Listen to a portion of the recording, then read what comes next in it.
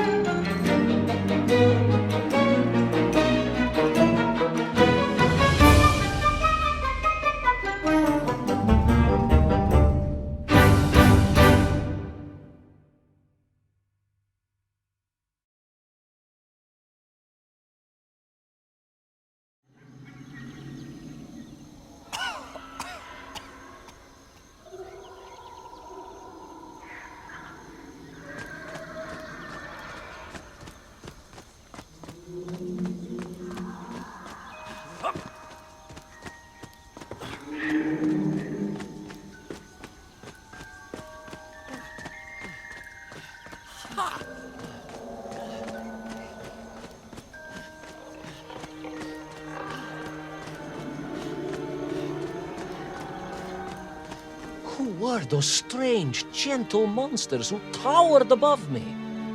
I could only guess they were the lost tribe of the Menf, an earlier race of people. But why were they so fearful of those ancient gates that lay just beyond their village? And why did they seem to recognize me? Why?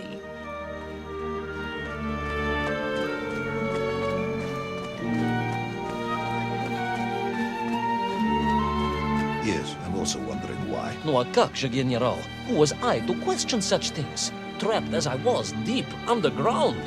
I was more curious, I must admit, about the location of little Orpheus.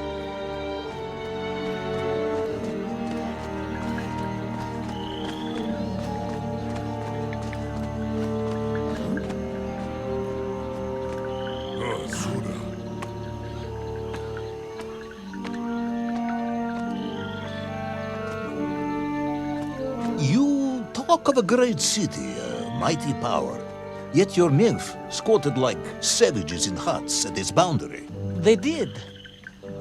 And the answer to that mystery lay beyond my grasp at that point. Because it was a wonder, it truly was.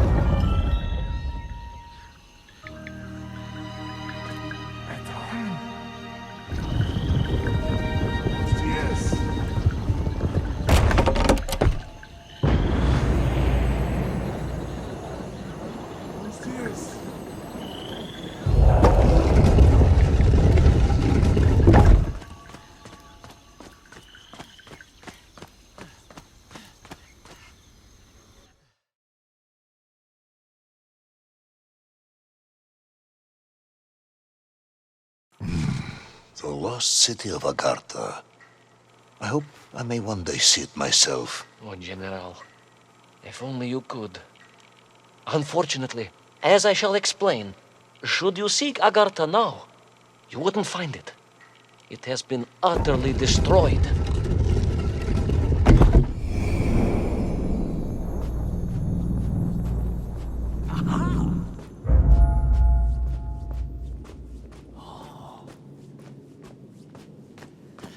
Utterly destroyed? Utterly, General, a tragic loss. A convenient loss. I imagine archaeologists weeping as I tell you. But most importantly, before we continue, you must understand one crucial fact about its destruction. Which is? It wasn't my fault.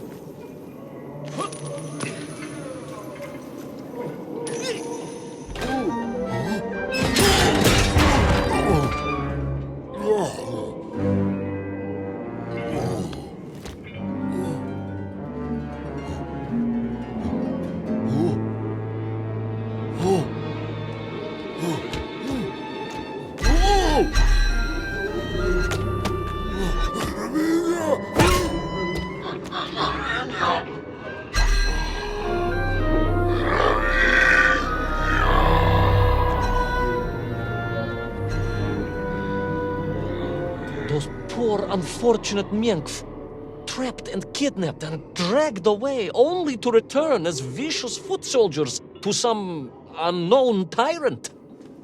And yet, there was something familiar about the Shtukovna they were forced to wear on their heads, which I was sure were being used to control and enslave them. And what was that? General, it curiously resembled the radio sets I used to tinker with as a child. Radio sets. It was very curious. It was very curious. It was extremely curious.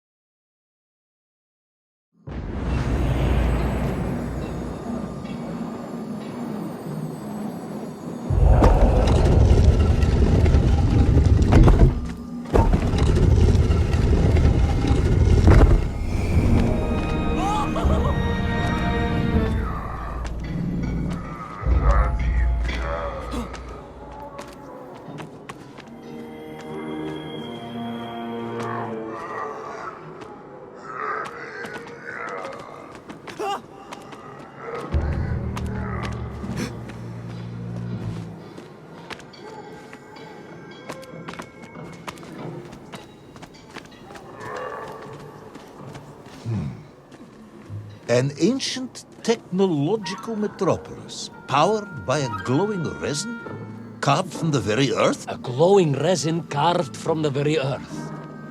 Do you see, General? I fear you are about to enlighten me.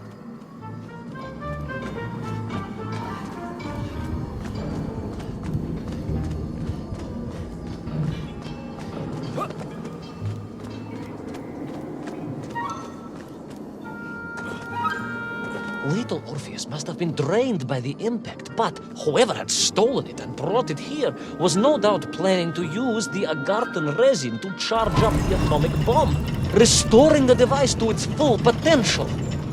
What sort of man would come up with such a monstrously reckless scheme? Perhaps the type of man who has such limited understanding of atomic energy that he thinks an ancient metropolis can be powered by shiny marbles.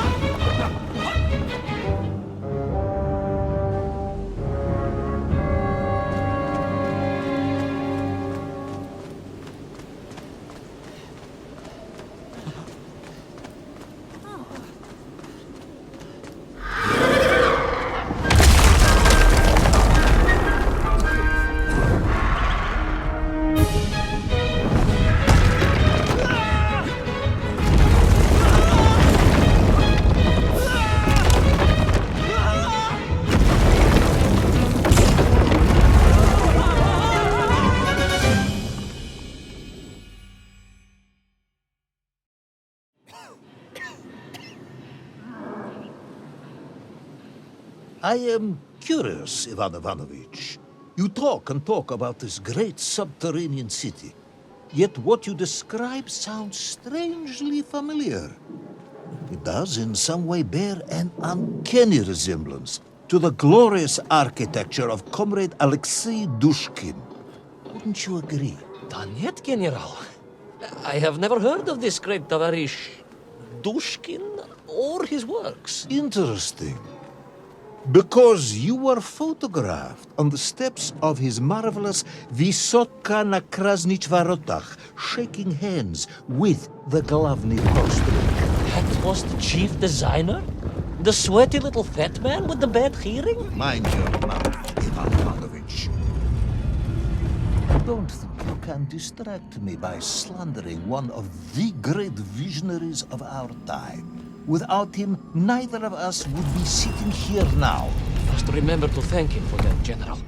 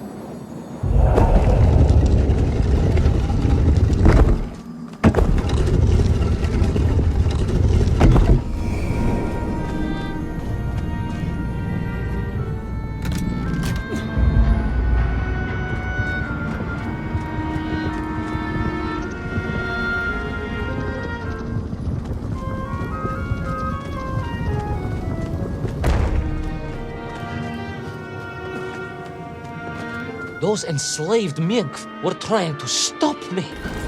I was sure of that now. I find myself sympathizing with them, I must admit. No, General, then I have failed to win you over. Uh-huh. A point of agreement at last.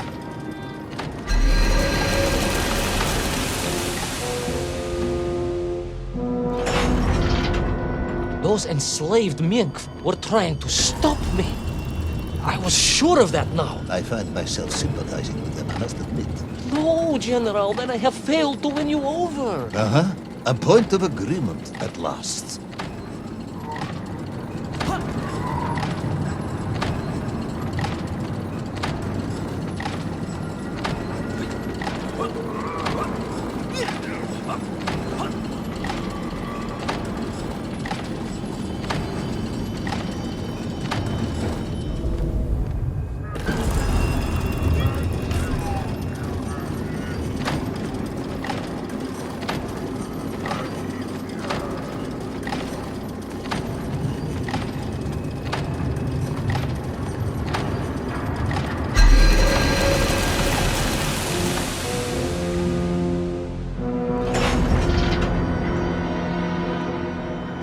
Those enslaved mink were trying to stop me.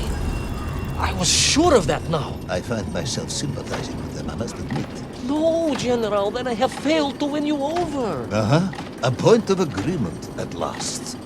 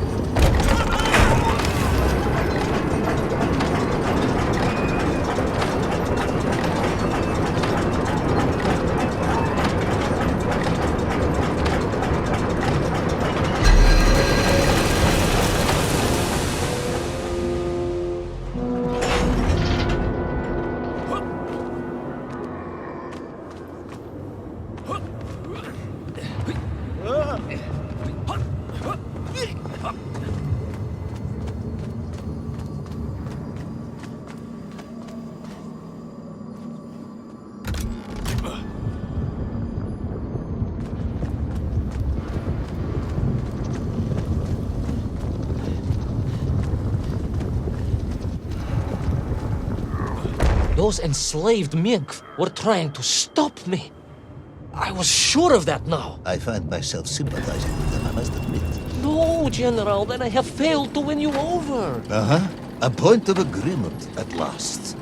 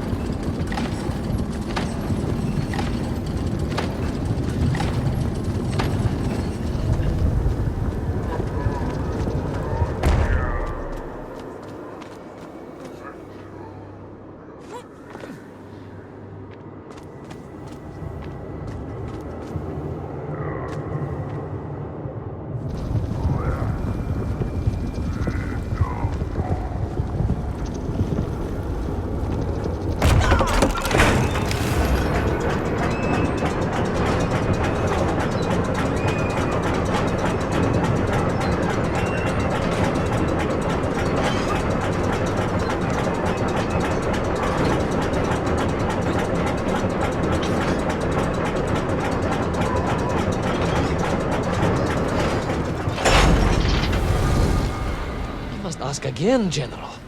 Are you mocking me? That would be unprofessional, comrade. I will try harder to convince you then. It is, after all, a cautionary tale of unleashed tyranny. It is a cautionary tale of unleashed idiocy. But please, do continue.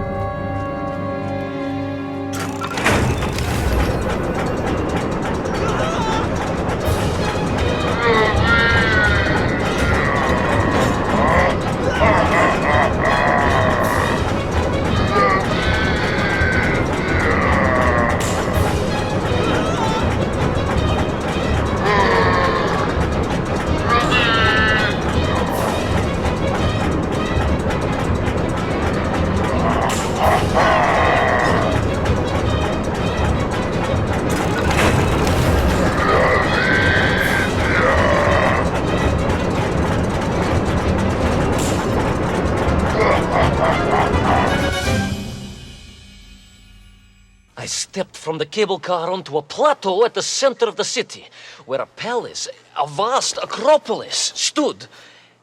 I was reminded of Chelyabinsk Sorg. May I ask how you know of Chelyabinsk?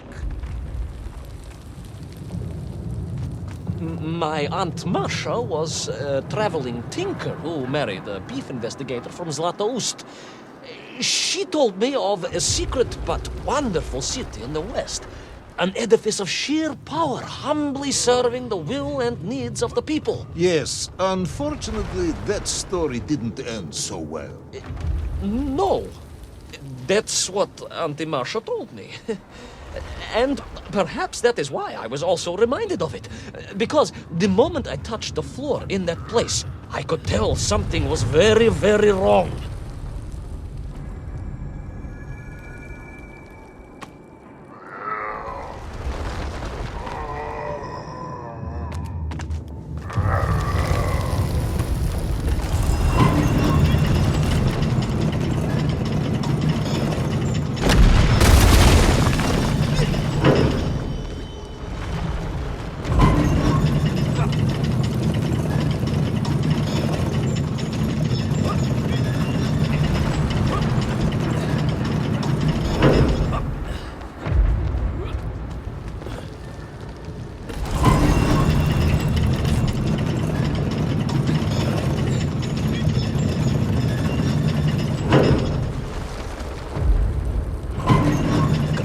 Began to shake alarmingly, and the whole city felt as if it was shuddering.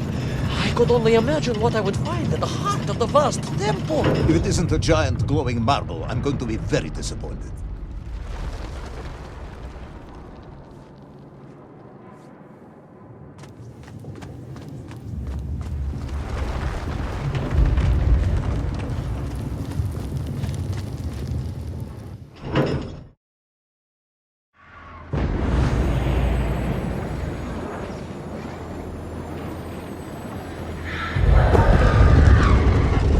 A huge resin sphere that overshadowed all of the others.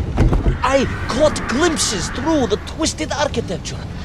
And it was then I saw him. Him? The thief, the enslaver, the tyrant, sucking the power from this wondrous city as he drained the very lifeblood of the ancient civilization and drew it into the atomic embrace of little Orpheus. With a song in my heart, I raced onwards to stop him.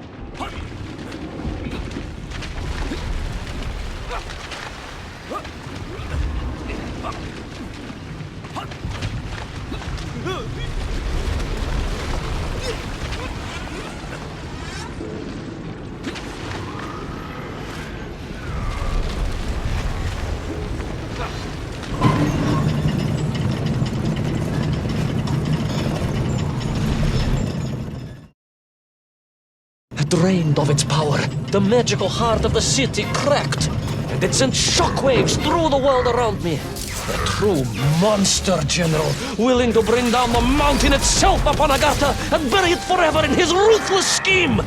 I could not save that wondrous place, General, to my shame and regret. But I resolved myself to avenge the Nymph, to recapture little Orpheus, and to bring that tyrant to justice.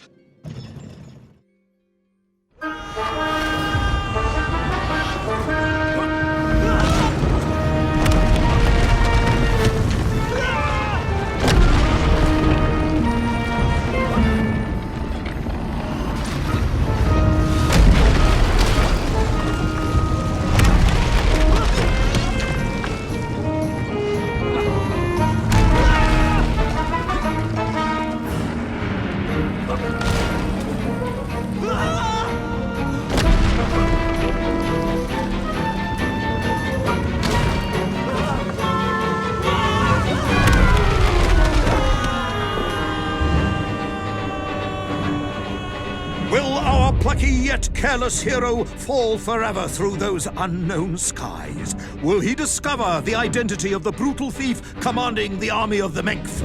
What chance does he have of ever returning to his beloved homeland? How long can the general's patience last? All of these questions and more will definitely be answered in the next exciting episode of Little Orpheus!